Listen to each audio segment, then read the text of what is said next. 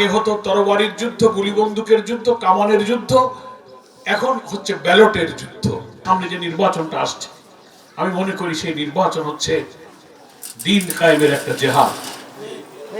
আগে যুদ্ধ হতো তরবারি, তীর ধনুক, উট ঘোড়া নিয়ে মানুষ আল্লাহর রাসূলুল্লাহ যুদ্ধের ময়দানে যেতেন, রাজ্য জয় হতো, ভূমি দখল হতো।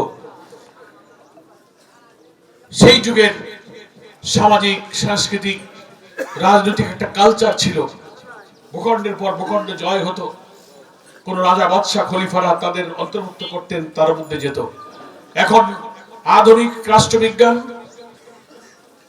আধুনিক রাজনীতি, আধুনিক রাষ্ট্র পরিচালনা, জনগণের মত এবং অধিকারের ভিত্তিতে সারা দুনিয়াতে সভ্য সমাজে সরকার পরিবর্তনের, আইন পরিবর্তনের একটা নীতি নির্ধারিত হয়েছে। সেটা হচ্ছে জনগণের মতামতের ভিত্তিতে সরকার পরিবর্তন করা যাবে, আইন পরিবর্তন করা যাবে। আমার কথাটা বোঝা যাচ্ছে? এখন আর উট ঘোড়ার যুদ্ধ দরকার নেই। সেটির প্রতি 5 বছর পর পর বাংলাদেশের পার্লামেন্টারি সিস্টেম অফ ডেমোক্রেসিতে বলা হয়েছে সরকার কে হবে, সে দেশের আইন কি দিয়ে চলবে, people will decide. Every after 5 years একটা ইলেকশন হবে, জনগণ তাদের মতামত দেবে ব্যালটের মাধ্যমে।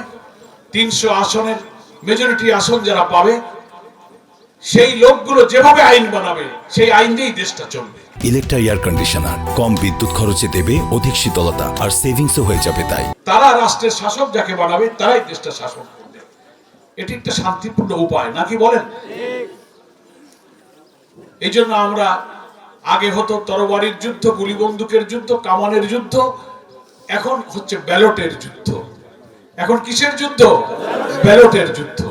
গুলি বন্দুক ছাড়া আপনি যদি ব্যালটে সিল মেরে দেন, আর অধিকাংশ জায়গায় যদি আপনার পছন্দের লোকগুলো বিজয়ী হয়, তাহলে তারা সেখানে গিয়ে সরকার গঠন করতে পারবে। এটা একটা নিয়মতান্ত্রিক পন্থা। এটা ভালো না? সন্ত্রাস, সহিংসতা, খুনোখুনি, হানাহানি, হটকারিতা, মানুষকে খুন করে রাষ্ট্র ক্ষমতা দখল করার, এটা ইসলাম কখনো সমর্থন করে না। এটাকে বলা হয়েছে এক্সট্রিমিজম, এটাকে বলা হয়েছে চরমপন্থা। এই চরমপন্থাকে ইসলাম কখনো পছন্দ করে না।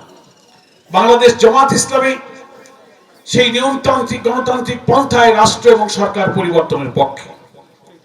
আসন্ন নির্বাচনকে আমরা সরকার পরিবর্তনের একটা উপায়, একটা যুদ্ধ মনে করি।